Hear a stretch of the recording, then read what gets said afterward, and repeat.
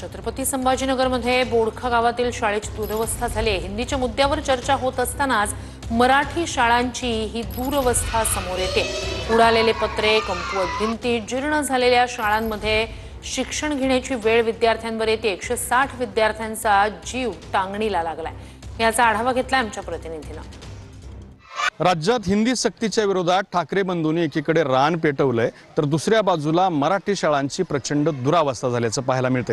मी सध्या छत्रपती संभाजीनगर जिल्ह्यातल्या लोणी बोडखा या गावामध्ये आहे। त्या गावामध्ये ही साधारणपणे 1952 साली बांधलेली शाळा आहे आणि आपण बघू शकता की त्याच शाळेमध्ये आजही विद्यार्थ्यांचं शिक्षण सुरू आहे। ही भिंत पूर्णपणे पडायला झालेली आहे तर दुसऱ्या बाजूला ही इकडे जर आपण बघितलं तर इकडे सुद्धा ह्या भिंतीला चीर पडलेली आहे आणि चीर पडल्यामुळे या शाळेच्या भिंतीचा हा जो दरवाजा आहे तो पूर्णतः निखळला असल्याचं आपल्याला पाहायला मिळतं। आणि हे शाळा लईच खराब झाली आहे तुमची। भीती वाटते का इथं शाळेत? का बरं वाटते भीती? क्यों लग रही भीती? डर क्यों लगता है?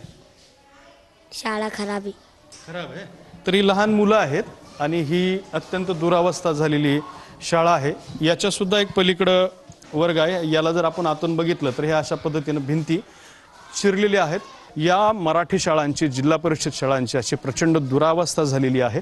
तरी सुद्धा याकडे कोणाचंही लक्ष जात नसताना आपल्याला पाहायला मिळतंय।